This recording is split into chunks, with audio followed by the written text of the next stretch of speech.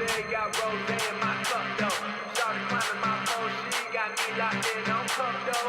Cocaine in my nose, got rose in my cup though. Started climbing my pole, she got me locked in on cup though.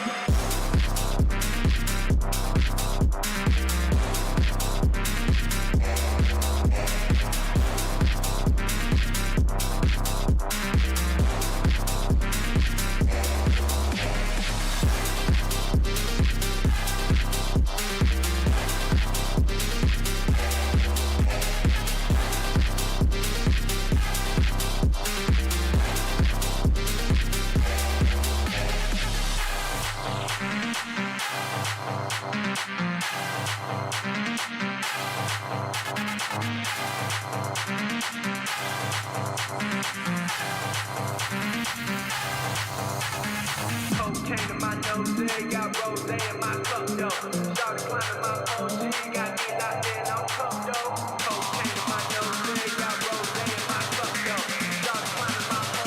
in my nose, got rose in my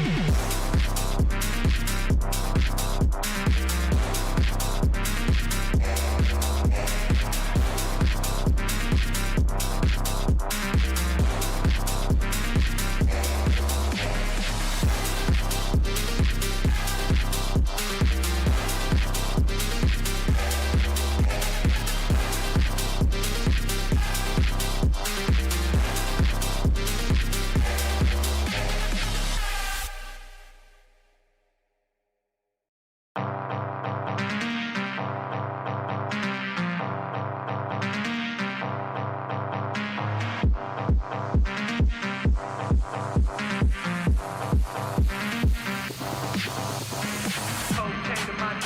got rose in my cup though. Started climbing my pole, she got me locked in on cup though. Cocaine in my nose, got rose in my cup though. Started climbing my pole, she got me locked in on cup though.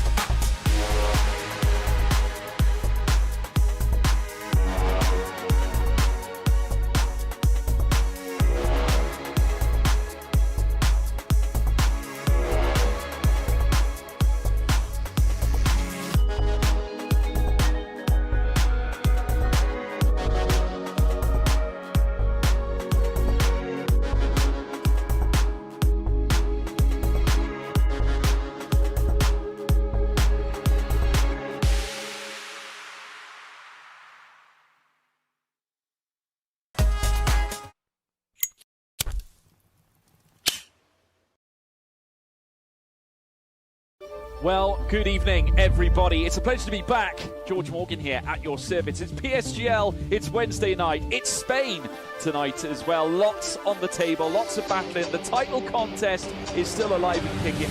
And Jack, it's only taken us 10 rounds. We're on the 11th. It's all to play for. Boromant goes on the inside and takes the lead on the final lap of the race. Now it's side by side between Boromant and Warner, but Boromant's got the inside. Literally a guest star here in this phenomenal race. Cameron Dowd looking to take P2 in his very first PSGL F1 PC race. Incredible to say the least. You see that pivotal lead. 1.5 seconds. DRS is the name. Good evening, everybody, and welcome back to PSGL for PCF2 once again. The first time here this year, so also Happy New Year, everyone. It's great to be back. 2024, we've got a lot of racing action for this whole year long. It's going to be a very long year, probably longer than last year's. But yeah, we kick off with Spain, and also you might notice, no, there's no Dan here. Instead, it's Sappy. Sappy, hello, welcome in. Dan's been shipped off to F1, so you've been plonked here with me on a Thursday night at 8 PM for F2. How are you doing? Is it great to be back? It's so good to be back in the hot seat, mate. You have no idea. I really did miss it. It's been great to have the opportunity for the team. I mean, first off, congrats to Dan. He's gone up to F1, and as we all know, that's a heck of an honour. So massive shout out to him. Great, congratulations, great opportunity. But yeah, with coming into F2, of course, great to be back in it. Really awesome, and the caliber of driver. Doing a little bit of brushing up before I got here. The caliber of drivers in F2 it's something else. That's kind of the one thing that I miss the most, is just seeing the drivers out on track, doing what they do best, absolutely smashing it out there. Yeah. I'm very excited to see, like, right as it happens, what we are looking forward to on the grid. Yeah, indeed. Well, these F2 drivers, they are the stars of tomorrow. They are the future of F1 esports. Obviously, when all the other esports drivers get old and they're done, all these guys will be, next and ready to jump up and get into the proper esports sim racing action. But as you said, the grid here, it's phenomenal. I'd say arguably better than last season's grid in terms of the likes of drivers we got in here, because there might be, I think the thing is, there might be a couple of draws that aren't as quick as those last season, but I think it's more of a consistent spread. So everyone's a lot closer together. Might not always be as quick, but they're a lot closer together and well. We have 15 seconds before we're heading into quali, so we'll have a look at a few things that we have for us. We have the standings, so you can see Tamas Gal, what a surprise, leading them away from Max Wiesel with quite a lot of points, or 27 points separating those two going into Spain. Then we go Joost Noordijk. Had a bit of a rough start. But he's got himself into third in the standings, just sitting 8 points back from Max. And we've got Daniel Kjelsen in the top four. Brilliant driver. He's won Iceland at the start. Could be looking to fight for the championship. He took a podium back in Singapore. So he's definitely trying to get himself closer and closer to that trophy. Then we got King Gondup in the top five ahead of Shimon Komsky, Jan Halliday, Josie Floke, Togo Hardy, and Louis Welch ranging at the top 10. And Louis Welch, we haven't seen him since Las Vegas, so it's nice to have him back with us. He's still managed to keep himself in the top 10, so he's doing a great job so far. But as we said, at the top, it's not as close. Further back, it's still very close between Max, Joost, Daniel, Kian. There's still a lot to play for all those drivers. And we can have the calendar. Before we get in, we'll have a quick look at that. And obviously, we can see we are here for Spain, the final part of this season. Obviously, no more week breaks at all now until the end we have here. Then next week, we're off to Miami, a track I'm not that excited about, to be fair, I'll be honest. Then we have Britain and Bahrain to end it off. Bahrain's a perfect place to start a season, but I think this season it's also going to be a perfect one to end it. It's a brilliant track and a brilliant circuit, but ignore all those because they're in the future weeks. Tonight we're here at Spain, and Sappy, do you have anything to tell us about this circuit? Oh, I think we all know it's to be the main testing venue for the real life season, but League Racing doesn't really have that problem, because the problem you see with the IRL counterpart is because there's so much testing on it, it's almost like clockwork to a point where it's no longer as exciting. But here in the racing leagues, no such issue. So we're going to see a lot of action down the start-finish straight. We're going to see a few people take a little bit of ascend down into turn 4 into Repsol after that long sweeping right-hander. And then also coming out into turns 10 and 11, we see a little bit of a dive, because that's the second DRS zone of the track, before the now chicaneless turns 12 and 13 to round it off. Yeah, I think getting rid of the chicane was for the better. I didn't like that chicane. I like it now with the long right-hander. It's the two long right-hander. It's brilliant. And yes, there might not be action going in towards those corners, but you get a lot of overtaking opportunities on the exit of turn 14 down towards turn 1. You carry a lot more speed through. And I've noticed we've got everyone out on the track bar 1. I'm starting to wonder, will it rain? Because everyone has gone out instantly. Once we loaded in, they was all out. They got their setups, put the tyres on, they're straight out. You can see a big group of them now just coming through in towards turn 9. You can see we're on board Max Wiesel just trying to get yourself to the front of the back, just passing one of the Williamses on circuit, which I believe might be Phil McKee, who we haven't seen also since round 3. It's been a long time since we've seen Phil racing here, so it's great to have him back in the F2. But we've also got lots of Max Ross points here as a reserve here tonight. Brilliant to see him, obviously recently on the PS, moving over to PC. He's had a brilliant debut so far being on this platform, so I'm excited to see what he can do tonight. But Sappy, with the first lap on board with, I believe it will be Joost Noordijk. Yeah, it was Joost Noordijk coming through, first lap of the session here, F2 qualifying, and we're going to see him really sort of pile on the speed. 206 miles an hour heading into the first couple of corners. You really watch him on the track limits, but he keeps it very narrow to the inside, curiously enough. Sometimes we see drivers peel out a little bit. It's a little bit too tight sometimes to carry all the speed, but Noordijk carries it very nicely through Repsol now, down into Seat. In a little bit wide, but carries the speed, a little bit of a bump on the back, but he's keeping the car well behaved for now. He certainly can see in the confidence, the way he's throwing it into those corners, he's got that setup fairly dialed in. He knows what he's doing with this car. Yeah, it's I think this is one of those tracks where if you settle in, it's a brilliant track to drive, but you've got to get that setup right. I had a go in it earlier on, a bit of a league race around here, and I finished P9, which was quite good for me. And I managed to get myself only a second off the world record, which for me is good. But that's down to the setup I had. I had a beautiful setup, but it made it, so quick, and the car just flew. I could throw it into corners where sometimes other setups wouldn't allow you to because you'd lose the rear. So it is all about that setup. This circuit is if you can get the right setup, you're going to be flying. Because Race Imtiaz sets the fastest lap time at 1 minute 10.462. We've got the two Aston Martins coming through. We'll have Reese Linton. We'll have Dan Hade first, who goes quickest with a 10.3. Then Reese will pop himself onto a 10.512. Got the other Haas of Max Grospoint to pop himself into the top 4, a little bit back off Jan Halliday's time. Then we've got the two AlphaTauris coming through. We could say the two F7Rs, so Tycho Hardy pops himself into third, and then Jerry Van Bussel. We'll see where he can pop himself into the top 7 with a 0.7. He's a little bit far back, so he needs to find improvements along with Andres Harbiki. He's on 1 minute 10.805. Liam Stevens into the top 6. King Gondorp popping himself into P7 at the moment with a 1 minute 10.55. So we've got still a few more cars to come through. We've got Daniel Kjeldsen coming through, currently sitting 4th in the championship. He wants to be looking to fight for pole today. He will only go at the moment. Then Tamas Scout, who is our current championship leader, has took 4 wins in the past 5 races. Where can he pop himself at the start of qualifying up to the top? Well, will it be upside? No, it'll be into the P4, so it's near the top, but not quite the time of Jan Hade, which is still a blistering time, nearly 10th clear of the field after the first runs. Well, we'll see if anyone can beat that one, Sappy. Well, the margin for error is so fine with these guys. I mean, we saw with the initial lap from Jus Nordijk, he had what was, from our perspective, a fairly good lap up until about sector 2, but he abandoned. So it goes to show even the tiniest mistakes, maybe he just wasn't happy with how much of the curbs that he took into some of the corners. But the thing here is that in F2, mistakes are simply not an option. The fact that we are only through the first pass and we've only got 0.6 of a second spread, or 602 if you want to be precise, 602 milliseconds, that's crazy. You don't see that very often. No, definitely. You look at Tamarashgal all the way down to Lekomsky, that's only 0.5 of a second. So that's 7 cars being separated by 0.5 of a second. I believe the blink of an eye is 0.2 of a second. So that's a quarter at the time of a blink of an eye. That's how close it is between those drivers on the grid. But Jan Halliday's time, that's a 10th quicker than Race Imtiaz in second, who yet again, brilliant from the Williams driver. I haven't really seen him near the top at all this season. He's doing a wonderful job ahead of Tycho Hardy, who had a really good start, then dropped back off. If he can keep himself here for a P3, even the top 5 in qualifying, this would be perfect for him in this season. But we've got a few cars on 8 laps. We've got Joost Noordijk, who obviously went back into the pits earlier on, so he didn't set his lap, along with Max Wiesel and Richard Jacobs, who are all on 8 laps now. I believe Joost is about to start his lap. He is.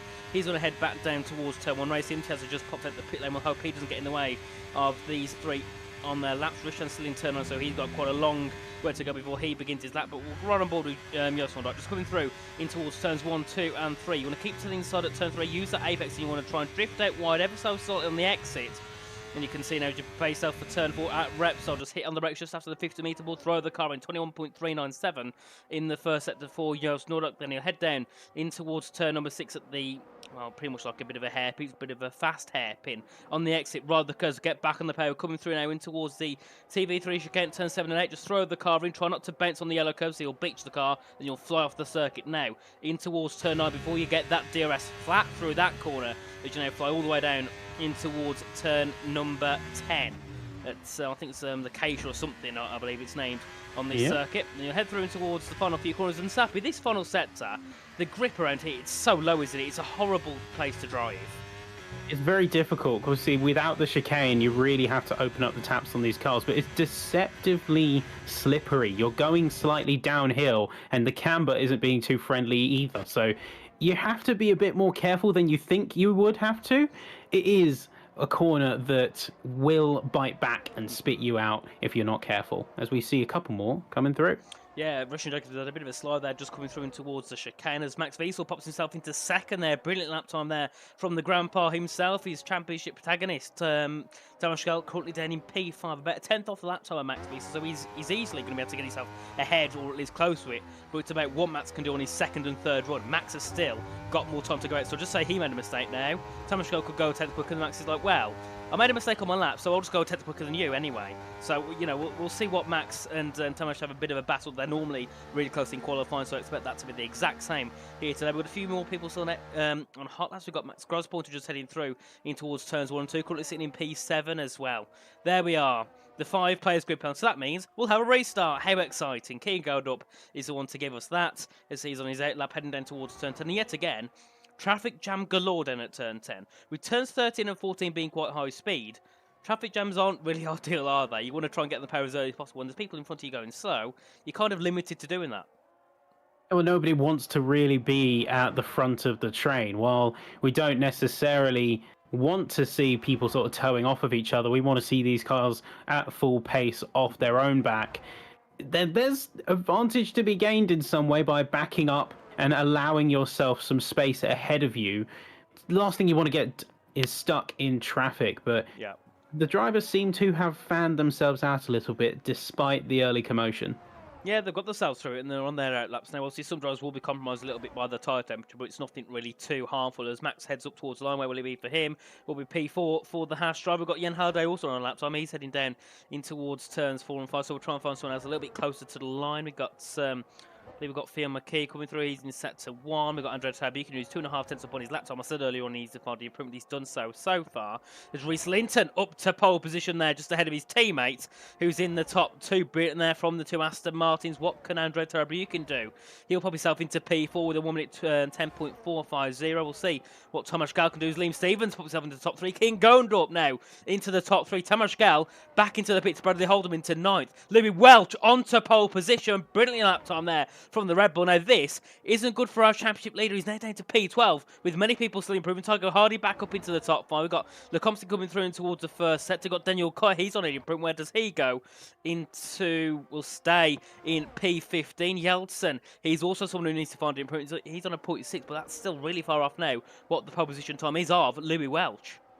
We've still got time to bounce back for a lot of these guys. You've still got 8 minutes left. So being realistic, that is at least 2 strong runs. Now, the quality control that these drivers have may see one of those runs get chopped off. That's why we bring it down from what could timing-wise be 3 down to 2. Yeah. But again, look at the margins for error. They are so tight.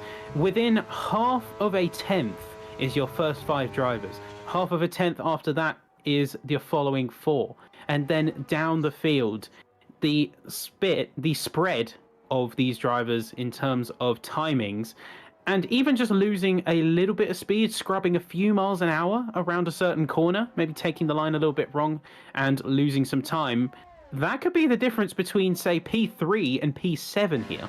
Yeah, the grid spread is actually quite close. You can see the top 5 separated by just shy of half a tenth. That's between Louis and Tycho. Earlier on, that was between 4th and 10th, and now it's between the top 5, meaning anyone here can take pole position. You look at the gap down to likes of Max Grospointer, that's just over a 10.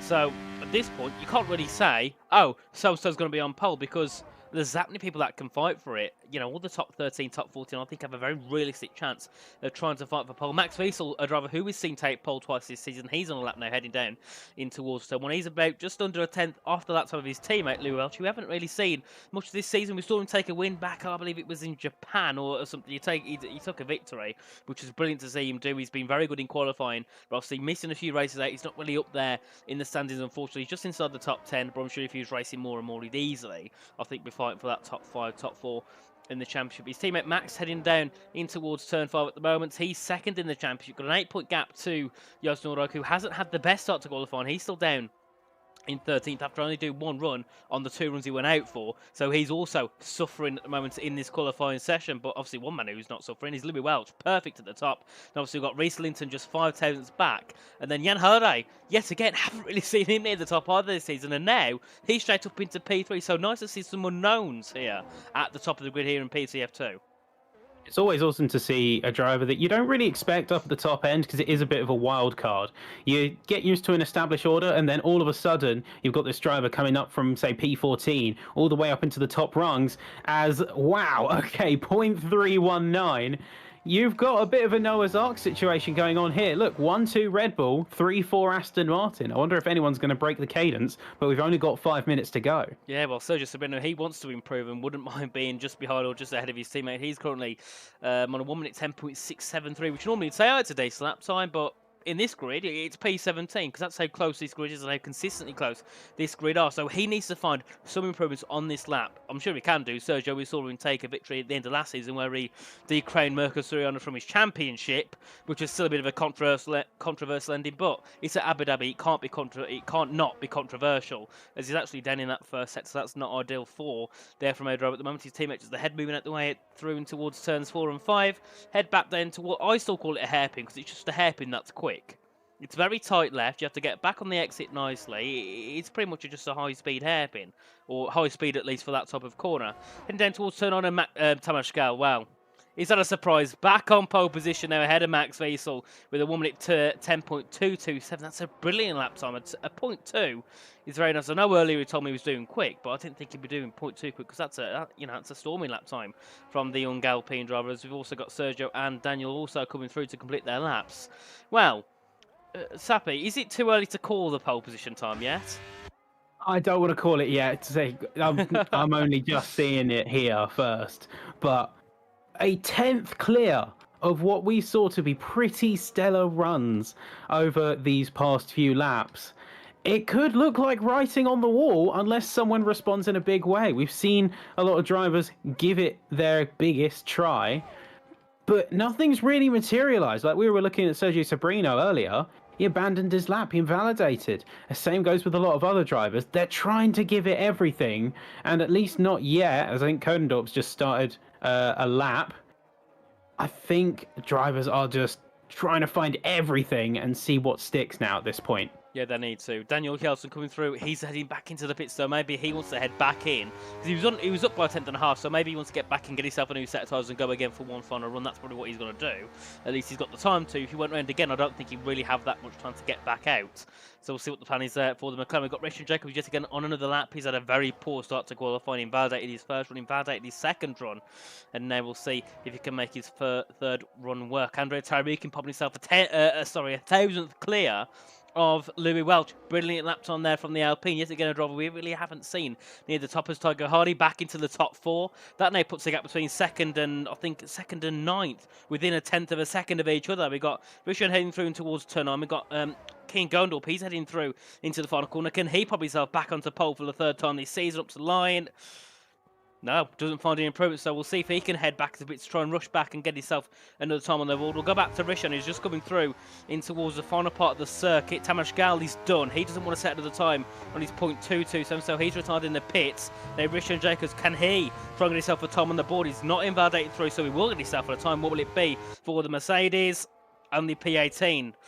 That's not ideal. I don't think he can go again. So Rishan at best will probably be starting at the bottom of the field, which around a circuit like this, when the DRS train gets into form, it's not fun. It's not ideal whatsoever. As Reese Linton did find an improvement, he's back onto the front row of the grid with a .313. Just trying to find who else is on a lap time. We've got Ray Simtiaz. I believe he's on a lap heading down towards turn 4. He's up on his first sector time. Reese Linton is done in his .3, so he's not going to be setting any more lap times in this session. So, well, we can't see the top 2 fight for pole anymore, so it's down to Max Wiesel below, isn't it, Sappy, now? Yep, is everyone's question. Everyone's sort of big question on their minds is who's going to flip the script here? Everyone could potentially have a shot. I mean, look at the margins. Godendorp in particular, we were watching. Szymon Lakomski is going to be another one who's bowing out in P7. Everyone's heading back into the pits. I think a lot of drivers here have sort of made peace that this is going to be their run rather than waste resources, waste time.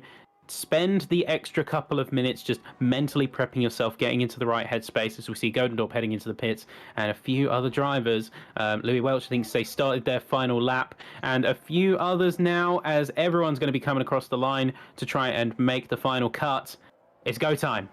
Yeah, and surprisingly, there's quite a few people retiring from the session in the pits or on circuit, which is not something we normally see that often when it comes to the end of qualifying. Normally, everyone has a lap time at the end of the session, so we've still got a minute to go, and only half the grid going to be either on an out lap or on a lap at the moment. We've got Theo McKee currently down at the bottom of the grid. He's in P20. We'll see if he can find an improvement. No, he's back into the pits, so Theo McKee will be starting last here in this race at Spain. We'll see. Jerry Van Bussel, he's not on an improvement either, so he'll have to try and go again if he can save a bit of battery up. Sergio Serrano spent a 10th and a half in the first sector. We'll see if he can try and do something in the second and the third. He needs to find any improvements on his time as they come through in towards turn number 9.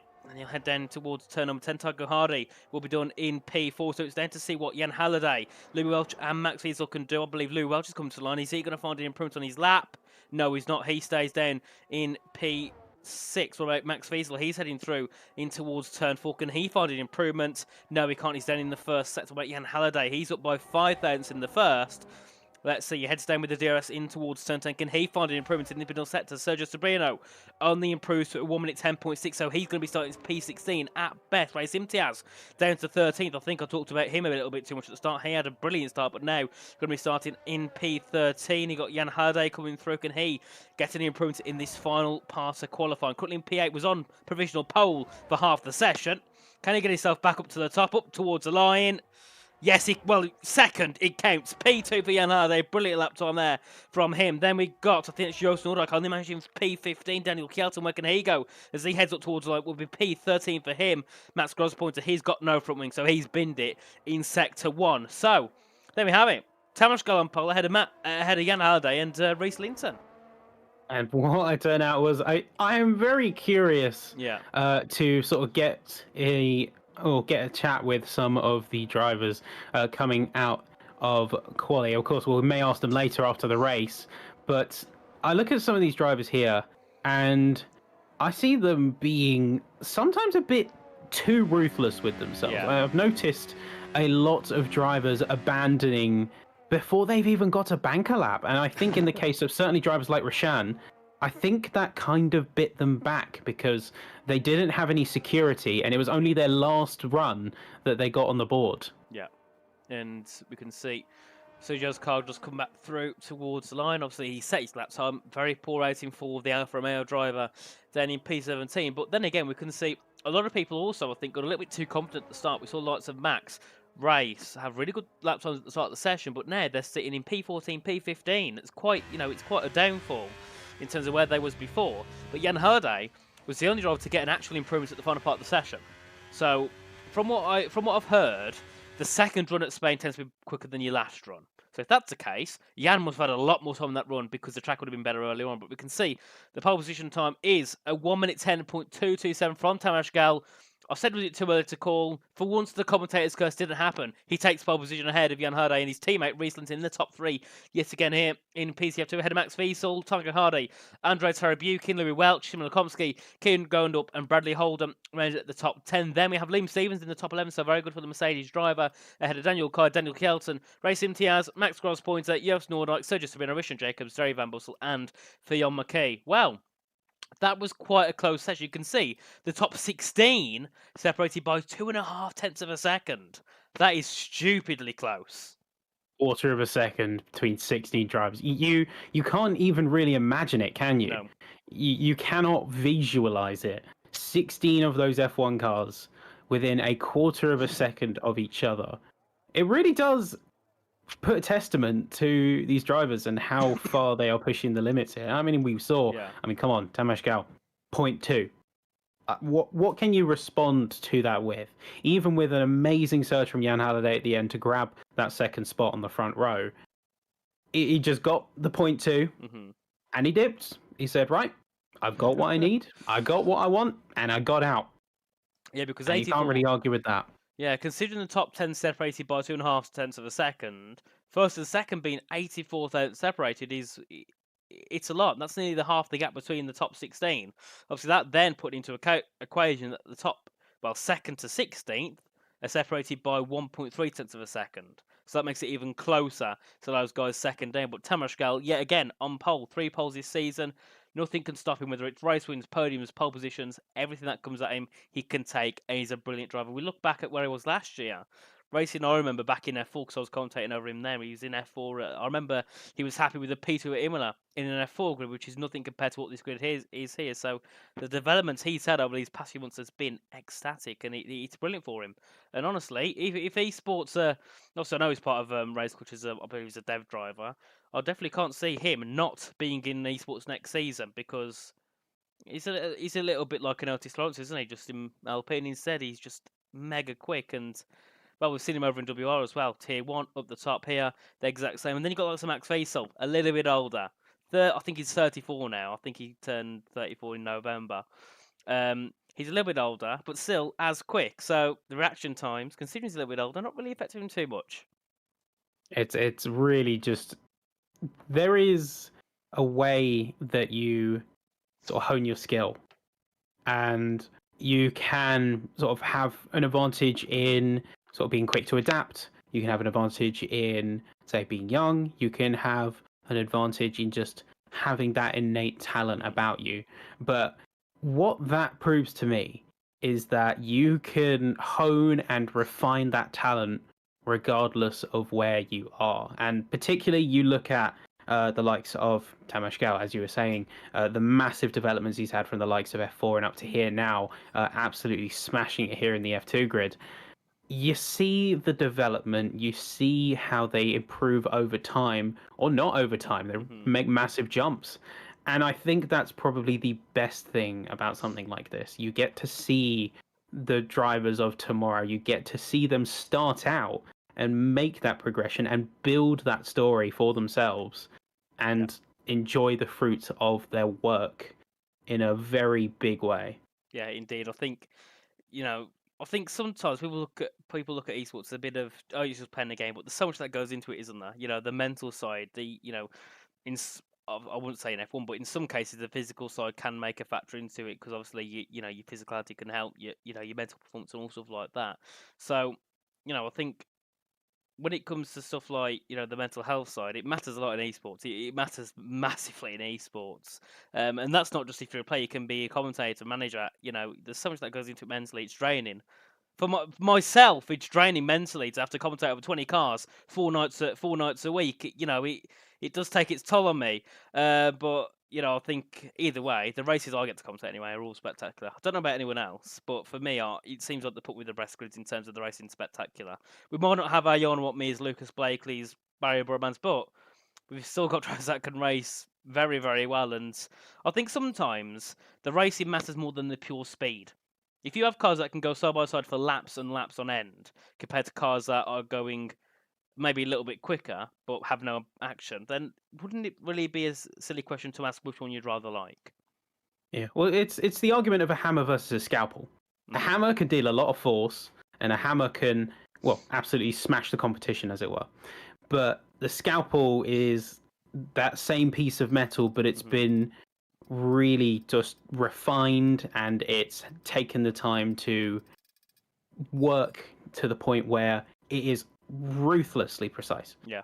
And when I think about that sort of pace versus racecraft, it's always the racecraft, like you say, because that is the harder thing to refine. You can have pace in the same way that saying that you can get the fastest lap if you use your opponents as brakes, but that doesn't prove anything.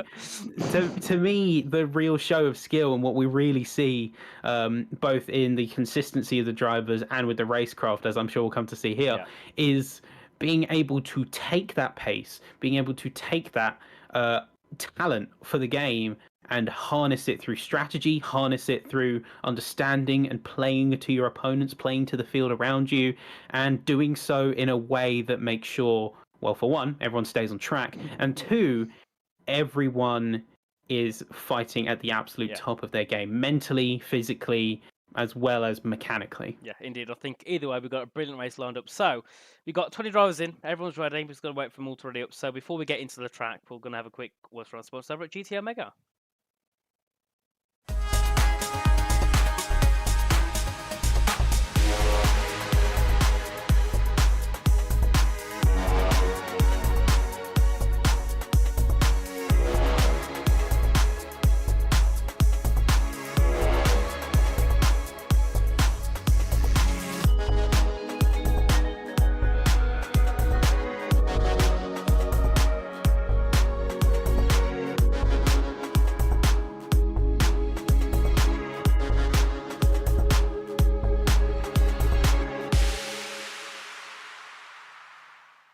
Go back. Welcome back, everybody. And as much as I love playing the adverts, I love it even more now because I've got a new Stream Deck, and I get to mess with all the different buttons. I can change all the different screens, so you can see every different screen without me having to tab out and change everything. It's brilliant. I love it. It's like having a little companion by my side. It's having a little Pokemon just plugged into the PC, and I can't move it very far. But still, it does a very good job. So yes, if you see me being keen to change screens and me messing around with things in OBS, which aren't necessary, that's because I'm having a field day with my little Stream Deck, which costs a lot more than I should have probably paid for it. It's a little box with 15 buttons, and it cost me £100. So what's inside those buttons? I don't have a clue, but if it's gold, I would not be that surprised at all. But enough of that. We got about hopefully 2 minutes to go before we start. You got any pre-race predictions, Sappy? Pre-race predictions is that you've reminded me that I need to get my Stream Deck set back up again. But more importantly, I'm very curious to see the first few laps, purely because we do see in Spain a little bit of early chaos as people trying to sort of find their positions on the field, particularly around turn 3. You see a lot of heroics into turn 3, not quite Sandevot levels, but you do still see drivers kind of. Well, say they need to make their presence felt, and we will see a little bit of tussling, at least for the first couple of laps. So I'm very curious to see who comes out on top. I've got my eyes on Jan Halliday in particular because we saw that surge in qualifying, and I think if he can carry that pace, at least initially, he can get out of a way of a lot of the chaos that might unravel behind him. And if he can get out and get a clean start for the first few laps, he'll very much set himself up very strongly come race. Oh, indeed. I think this is one circuit where the start matters because it's, I believe, the longest run down to turn 1. I think it's like 500 meters or something like that. It is a really long run down towards that first corner, so it matters. Getting that initial first phase and second phase into gear makes a lot of difference because just say you have a poor start. Yes, you can use your battery to catch up, but you've lost maybe 10% of battery, which you didn't need to lose. You get a perfect start, you can launch ahead, and then if you want, use a bit of battery, you can gain more time, not lose much as the others, and you're sorted on that first lap. So the start makes a lot of difference to your race, but it also depends on strategy. We'll have soft and hards easily being used, medium, so I don't see them that much being used at the start of a race. So I think it's just going to be the soft and hards we'll see being used at the start. And it seems at the moment we'll have an overcast start. So I don't know if that's going to be an overcast race or if it'll start to rain or if it goes sunny. But another start will be a little bit overcast to begin with. You've got all the drivers in, so it's going to wait for Lou trying to set up the lobby, set up the grid, and then we can get underway. But this circuit, I think that chicane being removed, it's saved it, hasn't it? Let's be honest. Yeah, the chicane had a purpose, but it outlived its purpose. Yeah. So I'm glad to see the track be opened up and sort of finally, after much clamoring and much begging by many fans, we finally got the full core Catalunya circuit back. And it is a thrill because, as we were talking about before back in quali, it is a corner that is deceptive and it is a challenge for a driver to absolutely nail, because it really does set up the final shot to the start finish line. So indeed. Yeah. I love that corner. I'm glad to have that corner back. Yeah. And particularly in league racing, Spain does not disappoint. No, I think even with the chicane, it's always been a brilliant race. Obviously, we was here back in season 33 as a season opener, also back in season 32 as a season opener, and you delivered both times. Indeed, well, finally, we've got all the drivers readied up. We're going to head back in towards the track side. So before we get into the race, let us know who you think will take victory. I'm going to go with Tamás Gal. Not a surprise, but I'll go with it. Are you going to go with Sape? Who do you think's going to win this race? I don't actually know. I'm trying to judge it as much as I can from what I've just seen here. I'm trying not to sort of take preconceived notions. Of course, Tamás Gal is a very, very strong pick, and I'm not going to deny that at all. But I am going to go for Max. I'm going to go for Max purely on the basis of he seemed very strong. He seemed like he consistently improved, and while he was trying new things, I was kind of stalking his camera a little bit during quali. I did see that throughout the entire quali, he knew his limits, and he instantly rebounded from them. He knew where he made mistakes. The next lap, it was never the same spot. So I think he can take that adaptability and really hone it in on the race here. Indeed, and hopefully we get started soon. We're going to do this whole waffling thing where the countdown doesn't appear. So it's just talk, talk, and talk until the cars pop onto our screens, which could either be 10 seconds or 10 minutes. One of the two. Yeah, wonderful weather we're having in Spain, eh? It is genuinely looking like a fairly static situation in terms of weather. We are starting somewhat overcast. I'm at least not getting the telemetry updates just yet. I think there may be a holdover from the previous session, but so far it's looking to be overcast for a majority of the race. It's not giving me many predictions further down the timings, so that does leave the door open to the track heating up or cooling down or getting wet even. But for now, it's looking fairly overcast. It's looking very static in terms of strategy. And I wonder who is going to go for the soft strategy, try and get that early gain over drivers playing the longer stints with the hards. I'm sure we'll see many people try it, but it's about who can get it to work properly, isn't it? Because everyone can try the strategy, but there's always going to be one driver that can do any strategy that others can't do. Yeah, it's about positioning as well. Yeah. I think your strategy has to radically change if you are at the front of the grid versus at the back. Well, at the back of the grid, for one, you don't have as many stakes. There's not as much pressure on you to get the perfect start. But that being said, I guess we're about to find out because it's 5 red lights. Ladies and gentlemen, the track is hot here in Spain and we're about to get away. It's a very good start and a very good parting shot from Tamas Gow and Jan Halliday. We got Max Wiesel immediately going for a push. Reese Linton and big snap around the back as I think that was Simon Komsky. And Daniel Kjeldsen is also dropping a bit further down. Both McLarens having a very difficult time. Look down the further of the field. It's 2 abreast. You're seeing bumping. You're seeing contact all the way. That is the Haas of Matt Grosspointer shaking all about, and that is the Mercedes of Roshan going around.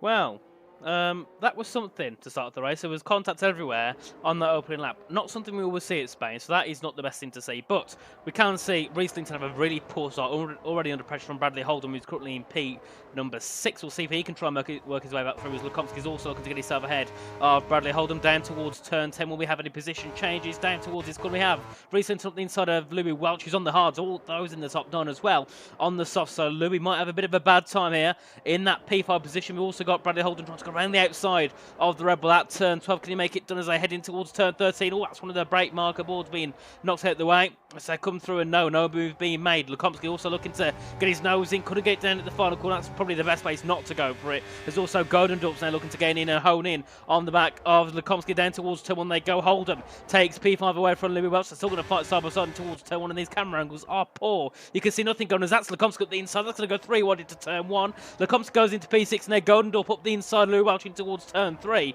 This hard strategy might not have been the best way to go for Louis Welch because he's taken to P8. He was up in the top 5 earlier on. It's not been the best stock. We've also got Daniel Kyer up the inside of Louis Welch as well. Yeah, it's not been the best stock for Louis, but then again, he's on the harder tyres. Yeah, he's playing a bit of the longer game, I think. He's certainly trying to play a bit of disruption. Oh, saying that, he's round! He's round, and we have a DNF. That is News Nordyke. That is penalties dishing out. That is the first driver off the grid, and that is the VSC coming out as we saw drivers coming together out of turn 5. Last thing you want, only on lap 2. That I think was down to Louis. I think Louis went to try and defend from, I think it was Daniel who might have been up the inside. He was significantly alongside, though. He was significantly alongside. He did have ownership of the apex. Yeah, he hit someone. I think it was Kian. That spun him round, and then he got hit by the back of Yo, so he was just following through towards turn 5, and well, that didn't quite end well at all for the Hash. I remember he's 3rd in the championship. He can't afford to lose points. He wasn't in the points anyway, but he still can't afford to lose any. And also Liam Stevens, he went back into the pit lane, so I'm not sure what happened to him on that opening lap. Daniel Kjeldsen, who's also, drive through for Max Grosspoint, and that also ruins his race even more. Here at this point, he had a bit of a poor start. He's now going to drive through, and the safety car's gone. Well, the virtual safety car's gone back in the back under green flag conditions. Theon McKee's looking for him to put himself into P9. Remember, Theon started last. He's now in the top 9. Brilliant here from the Williams driver. But they've got a 3-second gap to the top 8, so they'll try and run away on those soft tyres. As we can see, more battling going on down the field. We can see Tara Buchan around the outside of the inside, of Intiaz. They make a bit of contact coming through. Intiaz is down to P13. We've got Louis Welch back up the inside. Jerry Van Bussel also looking to make a move ahead of Louis Welch. So, surprisingly, for the first race of the new year, it's been a bit of a scruffy start. A bit of a scruffy start. Drivers definitely getting a little bit of the elbows out, and we talked about making their presence felt. I didn't mean it that much. I didn't mean it that much. I just want to clarify. I'm looking at the likes of Rashan and Max down in P14, P15. Their races have just gone from bad to worse. They've both got drive-through penalties. Of course, Rashan had their incident coming out of turn 3 and heading into turn 4 with the spin. So some drivers. We've had big winners, but we've also had some big losers here as well. We have indeed in the top 3, still the same as it was earlier on. Tamás Göll ahead of Max Wiesel, ahead of Jan Halliday as they head back down towards turn 1 to begin lap 4 of 33. Tamás there just ahead of Max as Rishan's out. He's, in the pits. Oh, that scared me for a second now. Him and Max, they know they're done with that drive-through penalty. So they're done for this evening, unfortunately, so no points on the board for them. And we've had 3 DNFs in 4 laps. That's got to be some sort of record for this season, because normally we've only had 1 or 2 DNFs in the whole race, never mind by lap 4. And I'm sure we'll probably also get a couple more when people also get sick and tired of how their race is going. Liam Stevens is making his way past the 2 DNF cars in the pits.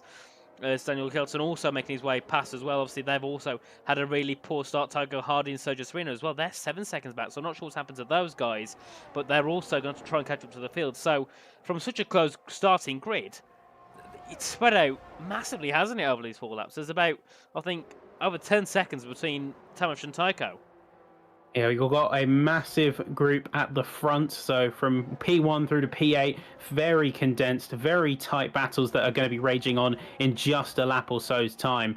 You've got the P9 group, so the second pack, and you do see a little bit of fighting there, like we've got Reyes Imtiaz and Louis Welch. They're going to go side by side through into the last corner. It is going to be a little bit of a yield for Reyes, and Louis Welch is going to have the speed. He's going to have the inside, and he's going to get the exit out of there. Very nicely done from the Red Bull driver, with Fion and Andrei Tarabukin having a little bit of a tussle of their own, bit of a DRS standoff. We're going to see if Andrei's going to retaliate here. I wonder if he's going to play his safely, as we do see a little bit of slip coming through from him on turn 3. Doesn't really get an ideal line out of there. Yeah, and I saw a Mercedes then at turn 5. I thought, oh, it was Liam Bindi, but no, it was just Rishan's car retiring, and Liam was still at turn 1. So, my bad for the very disgraceful use of cameras then. I need to get used back to them. I've been swapping between all the different cameras. I need to home back in. I need to get myself back used to it all, which I should do by the end of the race in the next 27 laps. But we're on lap 33. Fiona Keen, Pinon ahead of Andrei Sabukin. Those two will have a battle all race long. But look how quick that gap has gone up. It was 2.7 seconds when the virtual safety car went in. It's only been a lap later, and they're 4.4 seconds back. So they are losing lots of time to those soft runners. So if you're in the top 8, be happy, because you're probably going to stay in the top 8 unless something happens near the end, like a safety car. If not, you should easily be clear of those guys 9th and down. Back down towards 10 when we go, we can see Reece Linton there just cooling his engine, moving out the way of the slipstream, along with Bradley Holdham sitting right behind the back of Reece in towards turn number 1. But we'll see it, as we do every time. They get very close, but none of them ever make a move. They all sit behind in towards that first corner, and then we can see that's going to be Andre back ahead of Theo McKee, along with Jerry Van Bussel closing in as well. I think for the next 10 laps, it's going to be the same story, but then when the pit stops start to come in, that's when the race gets interesting. I say it every single time, and it's always correct. Once the pit stops happen, that's when it gets interesting. We could see there, Reece Linton going for a bit of a dummy on his teammate there in towards turn 5. Remember, teammates will battle, teammates will argue, because they're not really teammates, are they? They're just out in the same car. As much as they are sharing a chassis, all's fair in love and war. It's the Drivers' Championship that everyone's really got their hearts set on. So you can see a little bit of friendly jostling. Reece Linton is going to throw dummies. He's going to peek left. He's going to peek right. He's going to put a little bit of pressure on Jan Halliday here. He's going to make sure that he is acutely aware of the fellow Aston Martin driver's presence. We do see a little bit of strategy and mind games coming out from a couple of these drivers. Like, for instance, Tamás Göll. He had the opportunity, heading into turn 1, to take the position from Max, but he chose not to. He's choosing to play it safe, stick behind, conserve his resources. I wonder if he's going to try and either extend his stint or just play the ERS game. We'll see what they decide to do. And also, I'm just got a bit of word in the chat. Apparently the lobby's desync. That's what caused the 2 drive-through penalties. So I'm not sure if we're going to restart on that. But apparently, yes, there was 2 people who had desync under that virtual safety car. So I'm not sure if anything will be done about that. But obviously, if something changes, we'll let you know. So don't be alarmed if something does change. But yes, it's been I'd say, to be fair, the start's been a bit weird. I don't know why. It just feels different to every other start we've had this season. The race has just panned out so weirdly at the beginning, and that gap still between 8th and 9th is just going up and up and up. Like, it'll be over 5 seconds, and surely, Sappy, unless someone messes up heavily on the strategy, if you're in the top 8, you can't lose 6 seconds on strategy, surely, can you? Well, it'll be about 6 seconds probably by the time the pit. Yeah, unless you really fumble the pit stop, it is very, very difficult to lose that kind of time. Sure, you can lose a few seconds. You can lose it through maybe a couple of bad strategy calls in terms of using your battery, but you aren't going to lose it on that factor alone. It's a combination of factors always, and I wonder what the drivers are going to do come pit stop time, because we often say that the leader controls the cadence of the race. When the first driver goes in the same compound as you, you follow them. You do not want to be the driver who's last out, who's marooned on an old set of tyres. But with some of the strategies at play, I wonder if a couple of these top runners are going to take it that one lap more and really try and optimize for the grip. Yeah, I think the overcut, we know it works very well. Obviously, you've got to get it right, though, on your out lap. You've got to make sure you do it perfect, otherwise it don't always work. But generally, with these F2 drivers, they make it work every single time. I've never seen an overcut not work that often, apart from the track. I think it was Qatar where I saw a couple of people do it, and it really failed, because obviously around there, you can't really make moves. But a track like this, I think an overcut probably is quite possible. I think we'll see a few drivers go for it. We'll also see drivers go for very early undercut as well, just to try and get themselves ahead of the pack, get a few laps of clean air out of that DRS, out of the big train, and just try and push as far as they can. So I think we'll see both. We'll see extreme undercuts and extreme overcuts, which is about who chooses it. Obviously, we've seen sometimes some drivers who like overcuts doing undercut doesn't work, all the way around, vice versa. So we'll see who makes those strategies and who goes to them. As that gap actually, speaking of it going up, it's actually gone down. It's 4.2 seconds as they head down towards 2-1. So that gap between the top 8 and 9 slowly coming down. So that makes me think, are the softs now reaching their unoptimal phase? Are they now started to become slower than the hards? They're certainly reaching their point of maturity. I don't know about the turning over point. I think it's more to do with drivers refusing to make moves and, in a way, being backed up with each other. I'm just trying to get a little bit of a read on the tyre wear, but I cannot get much. I think all the drivers have their telemetry privated for obvious reasons. Yeah.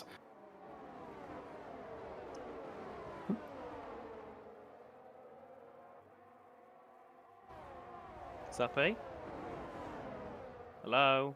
Oh, you're not there. You muted. Oh, we are good. We are good. Oh, we're back.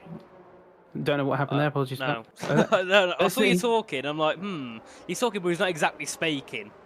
Yeah, wonder what happened there. But we'll see. We'll cut it in post. It's fine. We'll cut it in post. But where we look now is we look to the front of the grid. We look at the likes of Reece Linton, for instance. He's behind Jan Halliday. He stayed there for a while. You can see Jan Halliday is going to the inside. He's trying to gauge what his options are at this point, because I think we are going to see drivers look to make their pit stops fairly soon.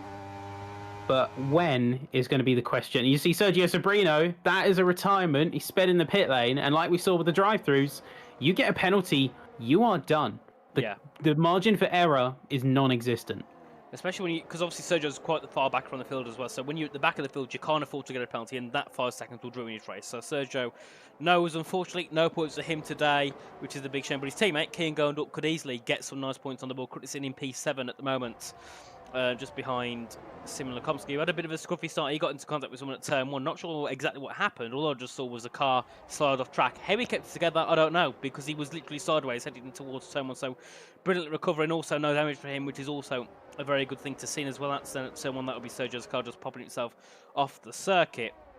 But now Liam and Daniel, they just got to hope for a safety car. They're on 8 lap hold hards and 7 lap hold medium, so they're not going to go to the end. So they've got to now hope there's a safety car in the next few laps. If that comes, that could probably save their race a little bit more than it would have done beforehand. But back to the front, they're not making moves. They're sitting behind each other. Nothing's being made at all in towards someone, because there's no point using your batteries to overtake when you don't really gain anything from being one position up before the pit stops. After the pit stops, it's a bit different, because you haven't got that element of you can lose time and gain time in the pits. Now just stay behind and drag yourself along, because that gap at the top has gone up again. It was what, 4.8, went down to 4, back up to 5.4. So that gap is constantly going up and down, up and down. I think now the drivers are going to try and mainly the engineers spot when the gap's at its highest. So someone like now, if they can pit within the next 2 or 3 laps, they know that gap's quite large. It's 5.3. It's better than pitting on a 4.2 second gap. You save a second, which could mean quite a lot in a very high caliber good race.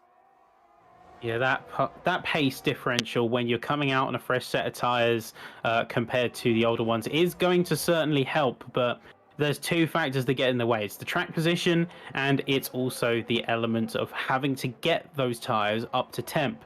Now, the hardest, longest wearing, most maturity in terms of not degrading as quickly, but you do have the drawback of them being the hardest to get temperature into.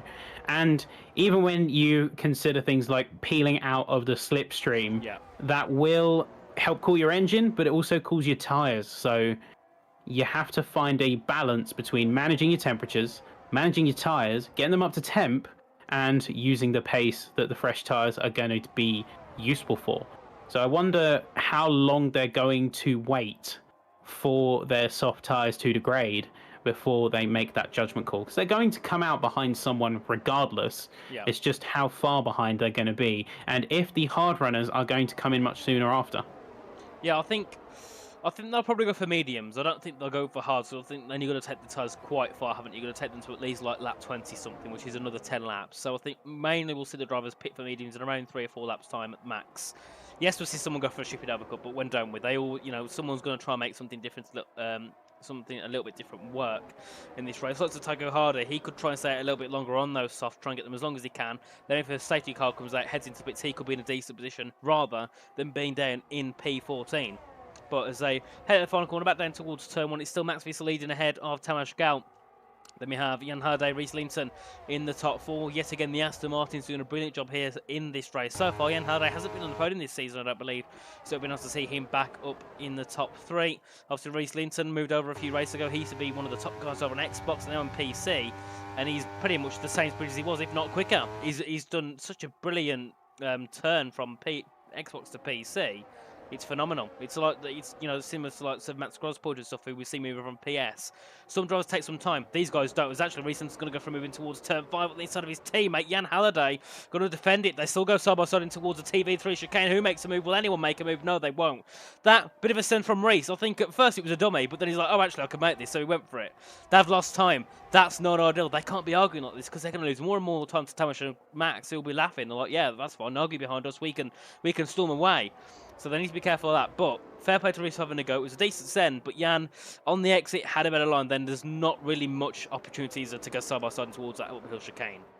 Yes, that balance of understanding when it's time to go for a move and when it's time to peel out. I think Reese kind of misjudged it, but look at the rest of the field. It's not going to matter much because half of the top runners on the softs are now heading into the pits. We have Max, we have Jan, we have Bradley, we have Kian all coming in, but Tamas, Reese, Shimon and Daniel are staying out. Very curious, but as you predicted, they're going on to the mediums, and they're going to take them to the end. Where these drivers are going to come out timing-wise is looking very much the same, but they're going to have to get it up to temp and fast. Yeah, definitely, because once these guys pit, they might be a little bit further back, but they'll have the fresher tyres, and maybe 1 or 2 lap fresher tyres does make a difference. It does. It doesn't seem like it, but it will. And that can really help them trying to launch themselves for a possible victory, or at least, a top 3, top 5 in the race. But I'm keen to see what the hard runners can do, because they've only got a 10-second gap to Max, which isn't a lot at all. 10 seconds is, very small considering that the pit stops were around, I think, 15 to 20 seconds. So, other than the hards, they're going to have a really good stint on the mediums or the softs once they get to them. So, Max is looking strong. He's got a 1.5 second gap to Jan Herde, which is perfect. But it's about now, where does Tamas and Reese, because Tamas is coming in, Reese will follow in, Lukomsky and Daniel will follow in, so they're going to pit 1 lap later. So all the soft runners now onto a set of mediums, at least in this race. Let's see where Max comes out in all this. Yep, this is going to be the big question, has the overcut or 1 lap undercut, depending on which way you slice it, has it worked? You can see they've all gone onto the mediums now, so the escape from the pits is going to be absolutely everything. Tamas Gal, Reese Linton, Shimon Komsky, Daniel Kuja, and Max is going to be out, and not only out by a significant margin. the drivers that went in a lap later have lost positions. Tamash is coming out right alongside Bradley Holdham, and in fact, he's going to be given a run for his money by Kian Godendorp. Yeah, Keane's going to run there. So all Keane's off circuit there. So Keane got a little bit of a tap there from Tamash Gal up in towards turn 3. Bradley got a really good move on Tamash in towards turn 1. He still went for it, even though we knew Tamash should be slower. He still went for that move and got it done. Very nice. And then we got Reese Linton also trying to fight in the back of Keane Gondorp along with Lekomsky, who also made a pit stop on that lap. But it's worked heavily, hasn't it, for Max and Jan, who got themselves where they've got a 1 second gap to Bradley, and then they've got a 5 second gap back to Tamash. He's really going to be the main person that's going to be fighting for the win, I think, of all these, obviously, other than Max and Jan. So, obviously, Jan and Max want Bradley to be holding Tamash up as actually it's a bit of a send from Reese Linton in towards turn 10. Brilliantly move on Keane. Keane's going to have the inside at turn number 12. He's going to try and swing it around the outside. Reese, can he get it done around the outside? It's going to be a bit of a scuffle from they both. Oh, a bit of a chuck off circuit there from Keane. That's not ideal for Reese. Reese stays behind as they heading towards the final corner. Back down towards turn 1. We'll see if any moves can be made as Jan Hurday sets a fastest lap. I'm sure that fast lap will keep going down and down and down as more people pit onto newer tyres. Now the question is, what do these guys on the hards do? Well, they have to make a judgment call at some point. I don't know what they have to gain at this stage. They will probably have to pit in within the next couple of laps because they need to get themselves on the fastest compound. They need to make up for that deficit, which is rapidly dropping. I'm very impressed, though, with Max and Jan because that second's gap of clearance is going to be everything. If they can keep that second's gap, or in Max's case, 2.5 seconds, then he could potentially have the race on lock before it's even ended. That DRS is such a powerful tool in this stage of the race, not only for pace, but for conservation and recharging your ERS. You're going to be using a lot of battery to keep up with the competition and to make up for the deficit in tyre temperature and life. So, as we see with Bradley Holdham, barely got any battery to his name. He's running on 13% right now and dropping rapidly. It's for him that the DRS is going to be so useful. But when you look at Jan, he's marooned. 20%. Tamash coming in hot. It could be curtains unless he does something here. He could, and the good thing for Max is, the good thing for Max is he can keep pulling away, but the bad thing for Jan is he's got Tamash, Bradley, Kian, Reese, Shimon, Daniel all behind. They're closing in. Jan's going to be eaten up by a fly if he carries on because he's not got, the pace isn't too good for him at the moment. He's being caught up quite quickly by this pack behind. So this isn't good for Jan, but it's good for Max because that gap will keep going up and up more. The more he battles, the more he fights with Tamash and Bradley and Kian, who's got Reese Linton right behind. Reese is looking for him to pop himself ahead of Kian. He obviously went for a pit stop a little bit later, lost him some time, but you can see he's got a little bit more grip on that car. He's got a little bit less tyre, which is really good for him, especially in some of these lower speed corners, getting on the track, getting on the pavement, a little bit more traction on those tyres, which is key for him. But that gap to the top 5 from P6 upwards is 3.7 seconds. I can't see how this hard strategy works. I really can't. I genuinely have to say, I think the hards were a misfire here. I don't think it was the right call. I think that the soft medium was the optimal strategy, considering the tile degradation, considering how much drivers were able to stretch those softs in particular. I think that was a very clear sign that the hards were not the ideal compound here. Maybe start with the medium and then gauge your stint as you go, but being aggressive on the hards and then seeing now 3.5 seconds and dropping, it is going to be a tough pill to swallow for the top 4. It will. I don't think much they can do. Look at that gap, 12 seconds. I don't think they're going to gain 12 seconds at all. So this strategy might not have been the way to go, which is a shame because lots of Fion had a really good start, didn't he? Obviously moved himself from 20th up to 9th in the matter of 2 laps. He had a really good start, but now this is all going to be undone by, because look at Max. You can see if we go on board of Max Feast, we'll see Racing Test on the straight. That's how close they caught up. Unless they can think of something now to just really just fly away and once they pitted and catch up, I don't think anything can happen, as Max actually goes really deep, didn't he, down at turn 10? That's not good at all for Max Feasley. He's lost a lot of time. There. He's lost 0.3 of a second to Tamash Gal, who didn't notice got past Jan Hurday. Oh, could that mistake could possibly cost Max a race at the end?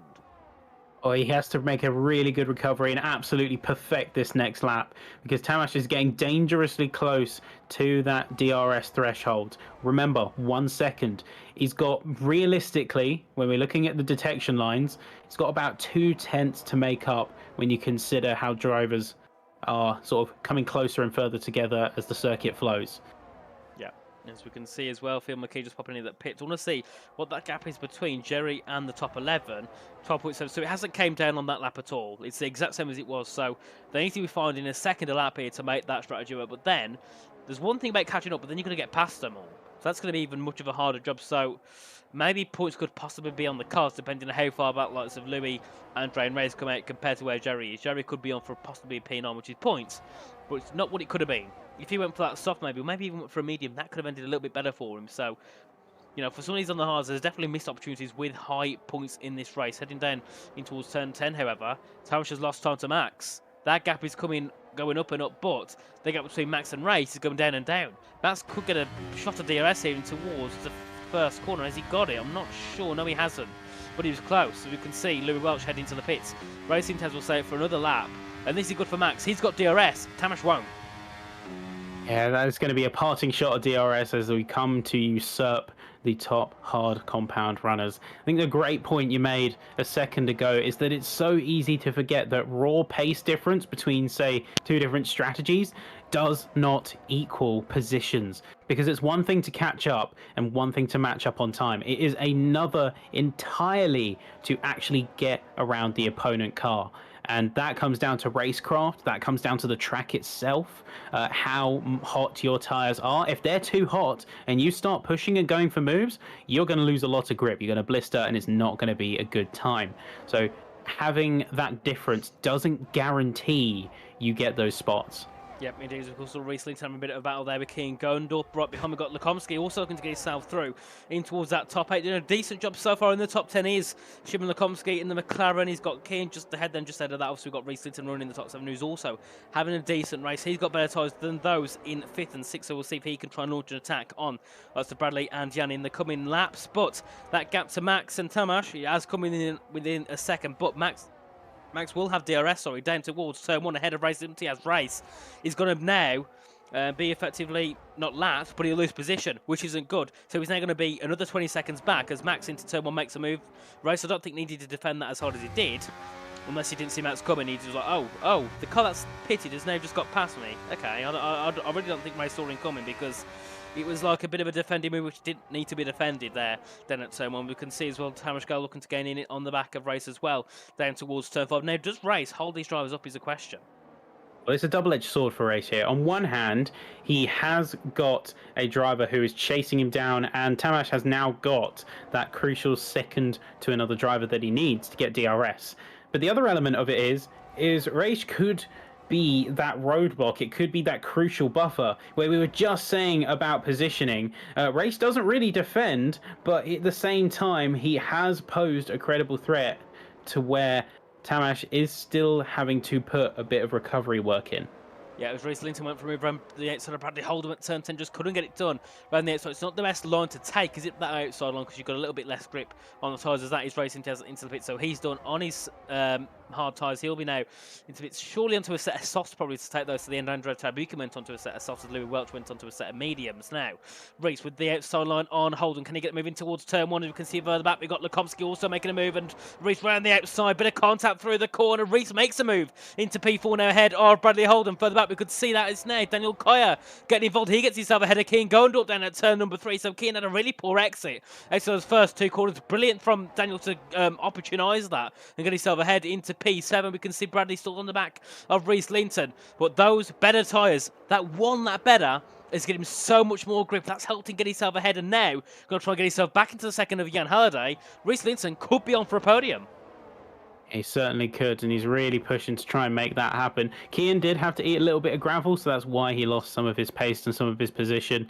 He did get a little bit of a case of being run out of road, but he has still recovered very well, and he hasn't given up the fight yet. Daniel is hot in his crosshairs, and he's not giving that up for the world. But Reese Linton, 9/10 out. Jan Halliday, also 9/10 out from Tamash Gal. Is going to be a bit of a drag race. We have 11 laps to go. We're coming to the final third of the race.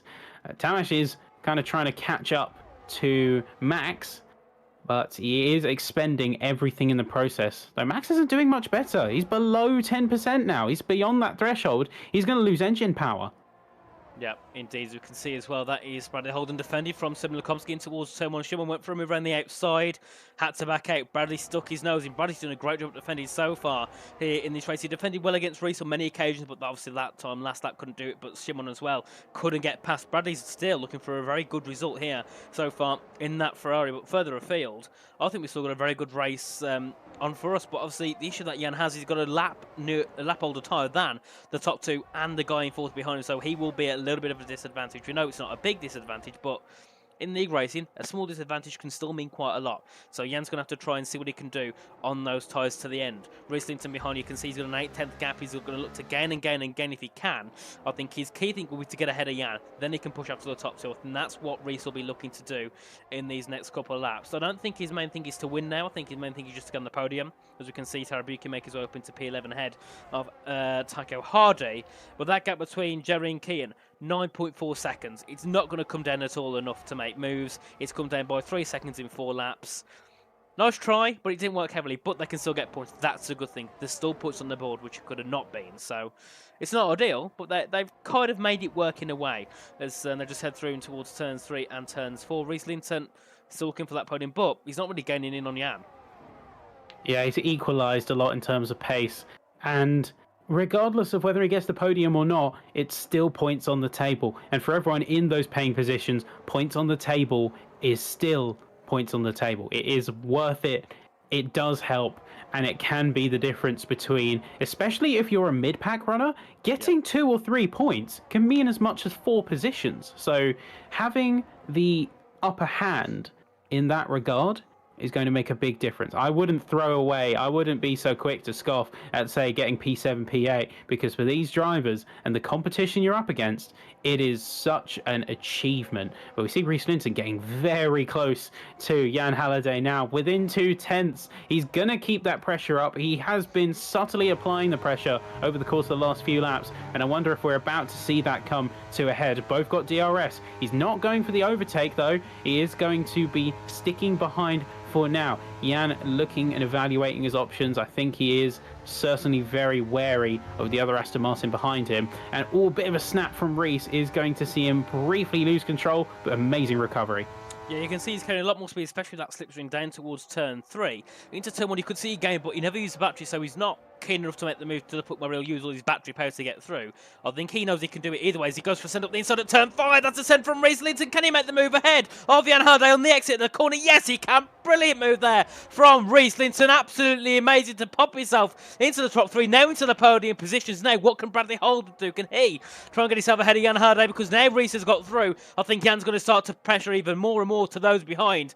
But now Reese, it's down to him to try and get past It's trying to him to try and get past Max Wiesel, which with the pace he's shown in the race capture shown, he's got the pace, and he can do it. So he's got 7 laps to do it. This could be a cracking finish. The dominoes are starting to come down for sure. I think Jan is certainly feeling the pressure. I think he needs to try and keep a cool head, keep his head down, just stick in the slipstream of Reese. If he lets Bradley get too much into his head, he is only going to crack and lose further positions. So keep your head down, focus on recharging your resources if you can, and see what you can make of the race situation. He is going to go for a little bit of a look in against Reese, maybe try and put down a bit of pressure for an eventual retaliation. But the time is now to pressure against Bradley and say, no, I am holding this position. You can look as much as you like, but I am calm, I am collected, I am not moving. Well, one thing I didn't know is that this is Reese's first race. I thought he raced here before, but I'm thinking of E-Series. No, this is Reese's first race in F2, so could be looking for a podium on debut. Just imagine what he could have done if he was here at the start. Could he have been a championship contender? Because with the pace he got so far, considering it's his first race, he's got more than enough pace and capability to do so. So we'll see what he can do here tonight, but a podium would be perfect. I think points for any debutant is brilliant. So, Reese could be on for the race of his life here in F2 at the start of his season. Obviously, we're still 9 rounds in, but for Reese, it's his first round, so it's his first race of the season. And for anyone at the first race, it's brilliant to take a victory. It's brilliant to be in the top 3 of the top 5. But Jan Halliday, he would want a podium because he's now in contention to try and take P6 or P5 tonight, depending what he can do. If he's on the podium, he can, I think, take P5 away from King Gondorp. If he's not, then he'll be taking P6 away from from Lukomsky. But either way, I think to me, being 5th, you'd rather be 5th than 6th, wouldn't you? It just sounds like a better number, doesn't it? Of course it does. Oh, bit of a wiggle, bit of a snap though from Reese again.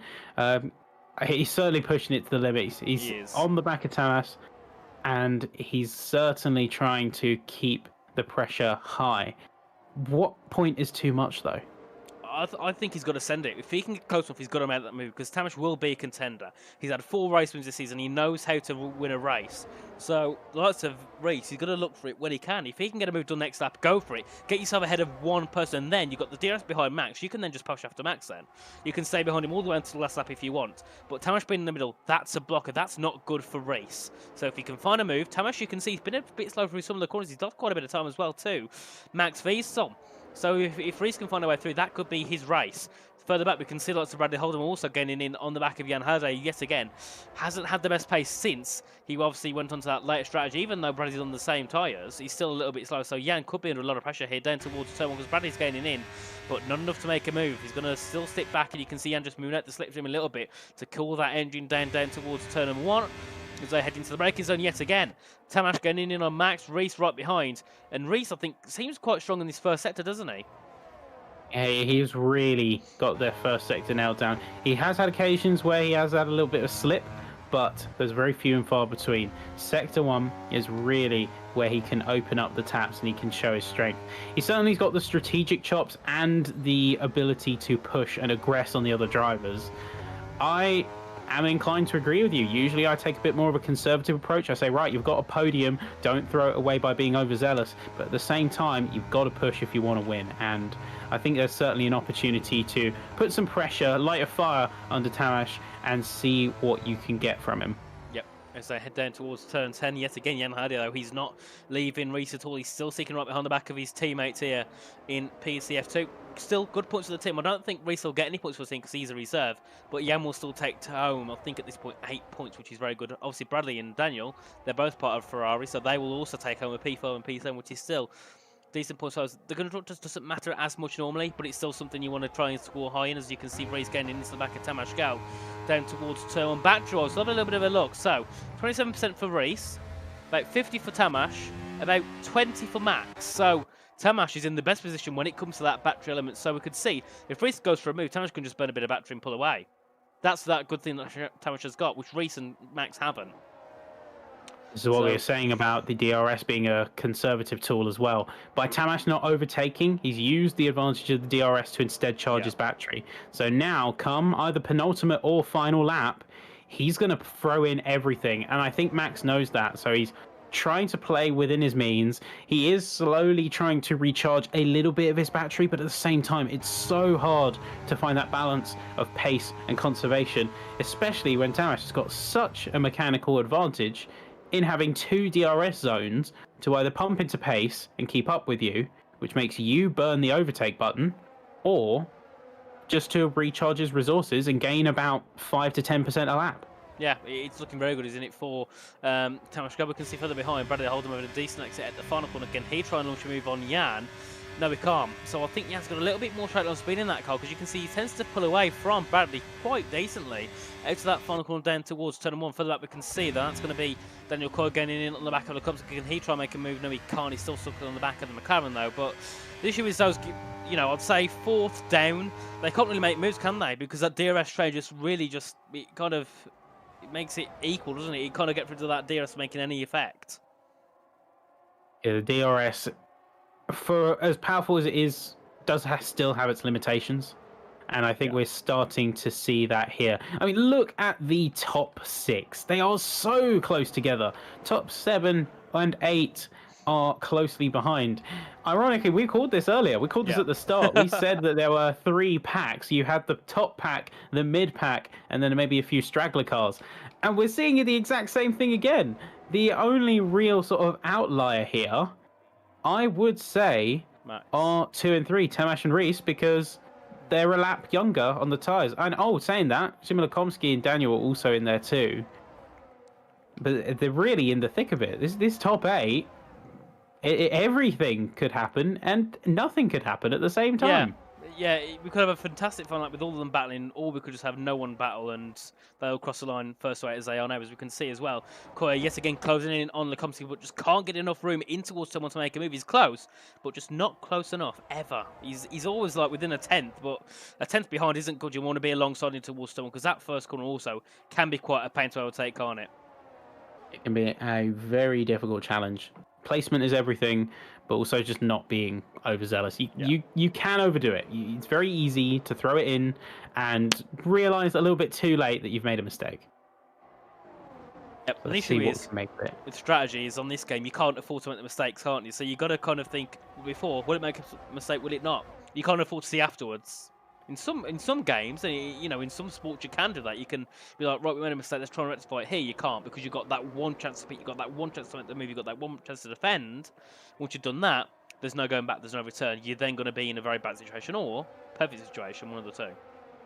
Yeah, well, this is a sprint, not a marathon. So if you make a mistake, you do not have the time to rectify it. If you lose so much as a couple of seconds, consider your race over. It's as simple as that. You do not have the time and the longevity to recover from that kind of thing. And I think now we are seeing with Tamas as the recharge lights are out in full force for Max Wiesel. This is the equivalent of winding up before the winning penalty. Yeah. This is taking your spot, saying, right, I am prepared for this. I have made myself ready. Tamas is currently sitting on 70% battery.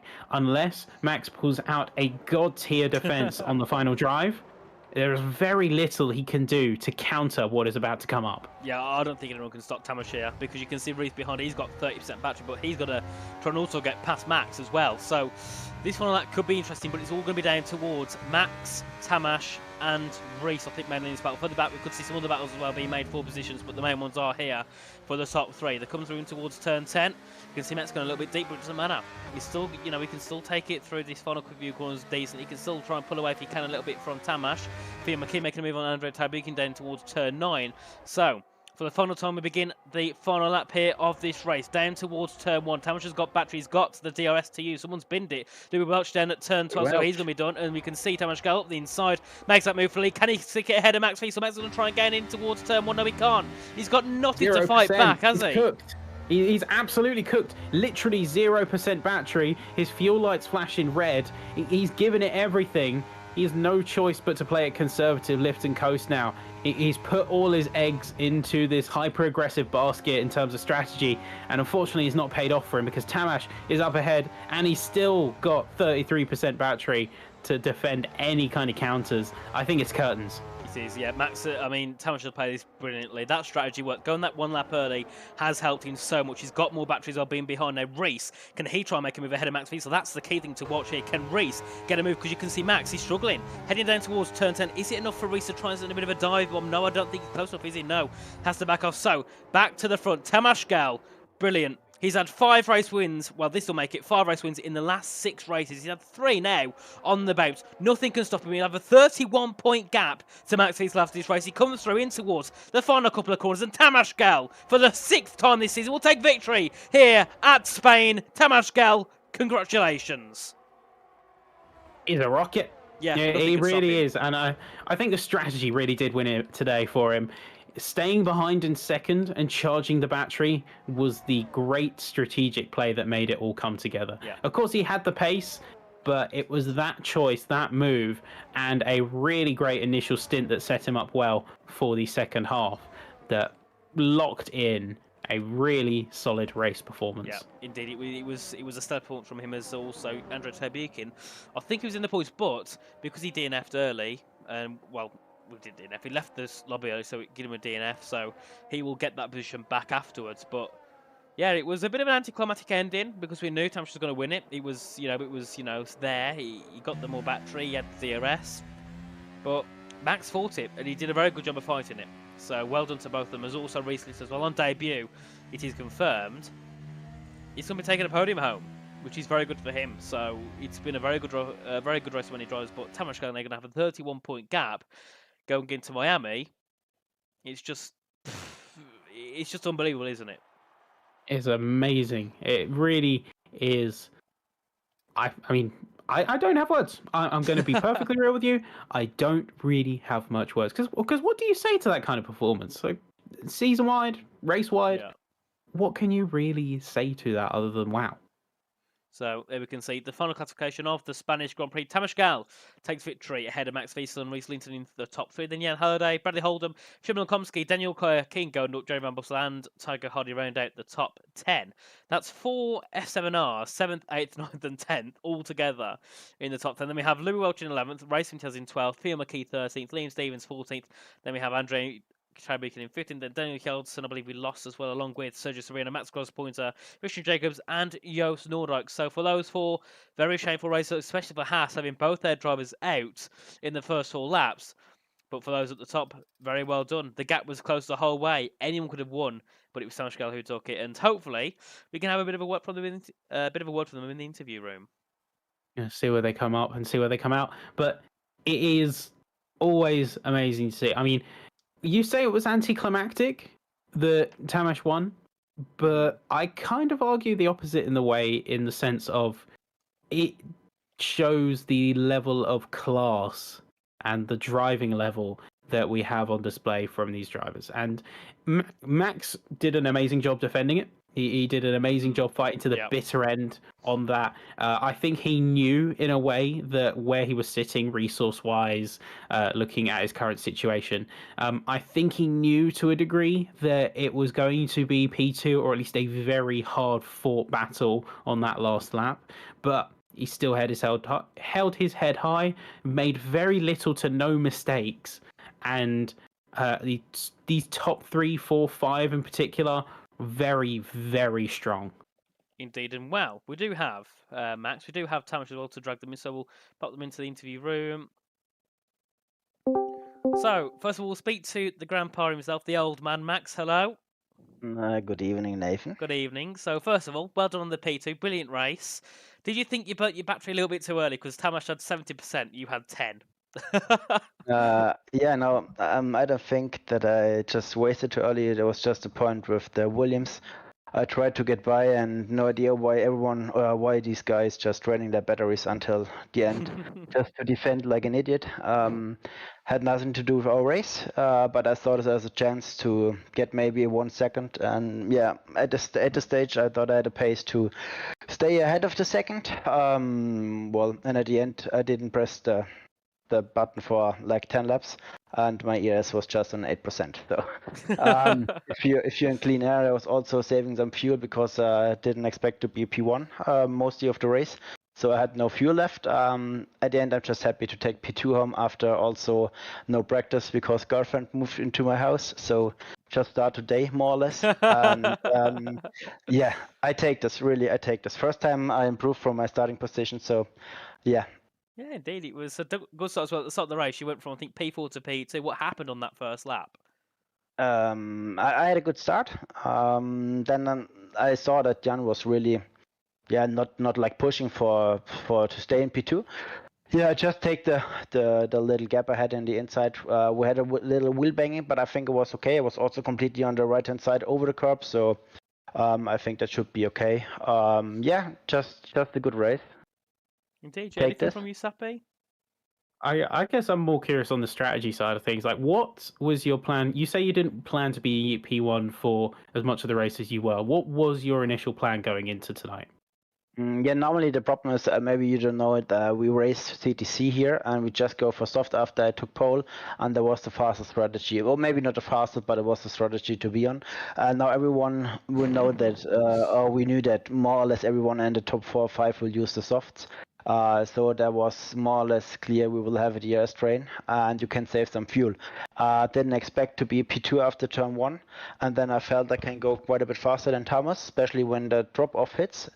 Yeah, but I was hoping also he just overtook me back. Well, and then it was all about saving fuel and managing the battery, because when you are in clean air, you're still losing battery.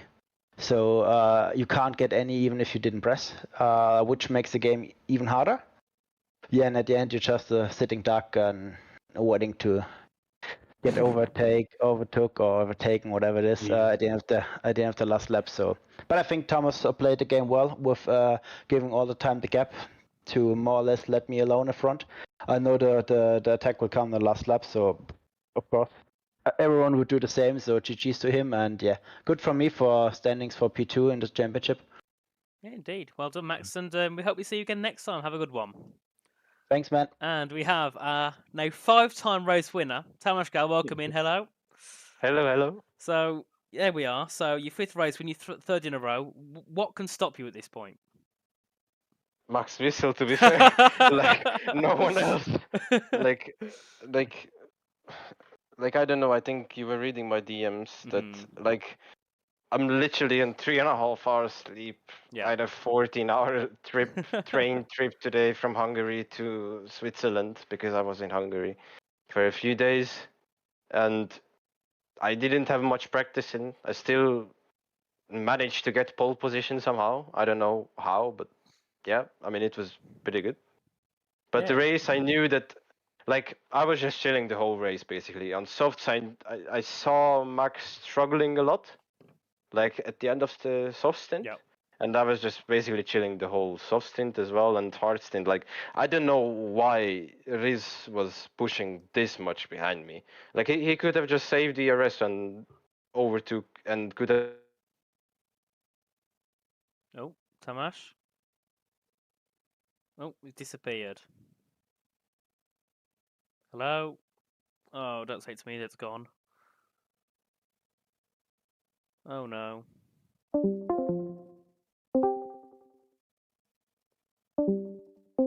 Hello? Anybody here? Yep. Yeah, Discord completely died. Say it again, Tamas. I missed it all.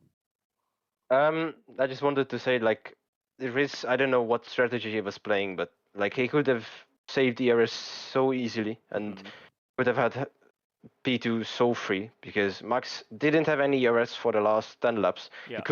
He can't save ERS because we are in so high wings that you have no chance to recharge without DRS. Like, I don't know what he was playing there, but it's his strategy. But, like, I knew that just chilling behind, and I think some of the people might be saying that my race pace was slow or something, but I was just basically chilling the whole race. Like, I was just basically behind the whole race, saving ERS and just waiting for the last lap.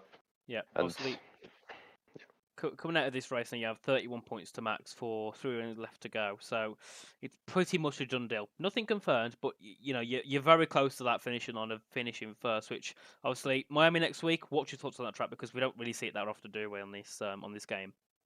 I mean, last game I very much liked it. I don't know how it is in this game because I only had one league race in WR Tier 1, but it should be a good track. It should be a low downforce track. Yeah. Probably you have to manage ERS and tires very well. And yeah, I mean, if you don't do anything wrong, then it's just a waiting game behind P1. And obviously, if you qualify on P1, then it might be harder. But I knew that Max, his tires will die anyways until the end of the race because he pitted lap 13, and that's very early. So I knew that his tires will die anyways, and I can just chill behind. I was worried a little bit because of Raiz, because he was still out on old hearts. So I didn't know if he will hold me up, or even Louis Welch. Like, I thought that he will hold me up and help Max, but he pitted. So yeah, it probably helped you race a little bit more. But anything, that's all from me. Well done. Anything from you, Sappy? I don't really have much else to add. As I, of course, come in and I look at the standings board and I see a lot of yellow in the row of your name. Would you have, if you had to pin down anything in terms of the success you've seen so far in F2, if you had to put one maybe strategy or one way that you practice or one technique or what would be the one thing that you would say has contributed the most to your success this season? I mean, mostly quali pace, as I can usually qualify high, like around pole position. also in tier 1, like Nathan, you can also like you are also commentating that you can see that I have 2 poles in tier 1. And overall, I'm just usually far up the grid. Like I'm usually around top 3, top 5, or pole. And I know that, like from the past as well, and in F122 as well, my quali pace was very, very good. But my race pace was either inconsistent or just slow. And like I was just practicing that as how as I could, like just do races after races. And like now the race pace is becoming much, much better. It's still not perfect. Like I still have some things which would be better, but still, like if you win a race, then I mean I'm still analyzing it with the team. I mean with my engineer, I would say. Yeah. But like what could have I done better? And I mean I could have maybe pushed a little bit more on the pit exit to be a little bit closer to Jan and not use that much of ERS. But in the end, I still won the race. Maybe I made it a little bit harder for myself, but still, like there are still like there's no person who doesn't have anything to improve, you know. Like I think like there are a lot of people who could improve quali pace, who could improve race pace, who could improve racecraft, and yeah, I think like it's just both matching up basically. Like quali if I have my quali pace, I usually have my race pace as well if I practice. But if I don't have the time because of school, then I just practice quali and then see what happens in the race. But yeah, I mean for Spain, I practiced a little bit today, like a little bit of race and softs, but it was very good. Yeah, I think the race went quite well. So, anyway, so much thanks for joining us. We hope we see you again next week in Miami. So, have a good evening and a good week. Yep, you too, as well. Bye Bye. bye. Good night. So, there we are. Oh, I don't know how. Oh, I shouldn't be showing the Discord. Oh, naughty Nathan. I've done that too many times over the seasons in the past. So there we go. You can see our faces, not the Discord. But yeah, brilliant race to start it off. It was a bit of a weird one to start off with. The race started very weirdly with all people having incidents and pit lanes and drive-through penalties.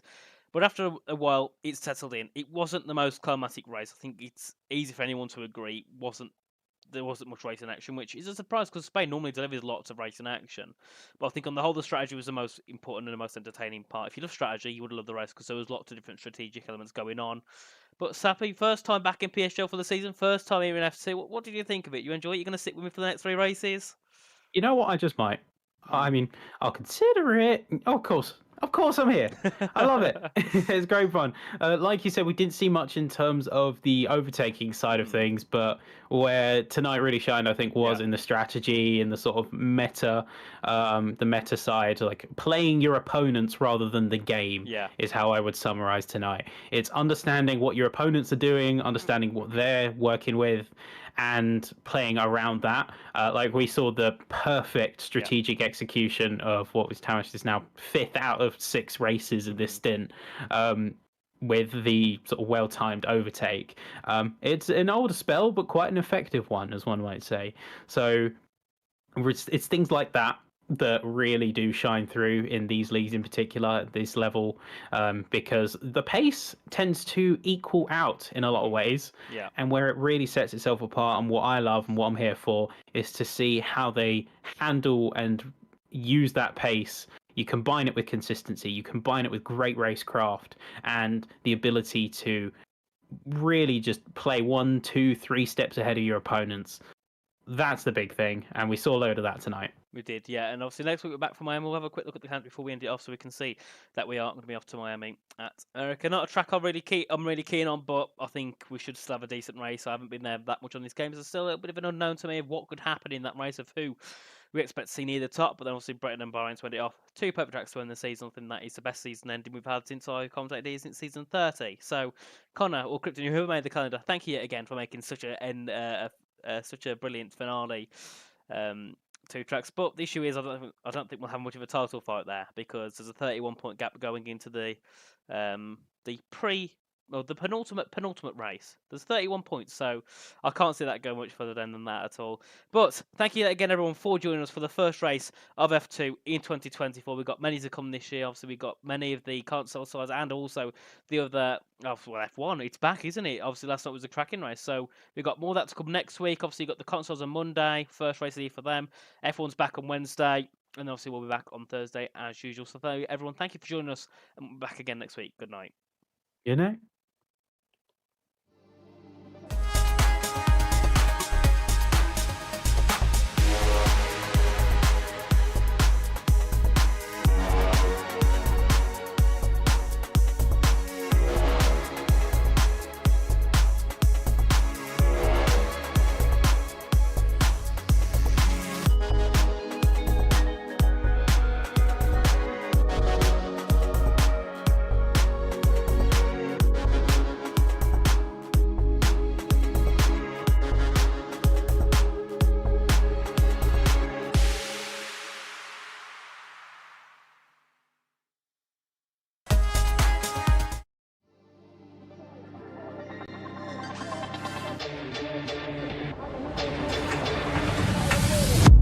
Desperately trying to hang on. He's got the inside, but up here is through on the left-hand side. Pumps the apex, gets all the power nicely, and that is job done. Jarno Opmeer now to the last couple of corners now. His finest drive, his greatest drive, and he's done it at the Circuit of the Americas. He returns to the top step of the podium. Once again, the GOAT is back. Jarno Opmeer wins the US Grand Prix in a stunning Grand Prix.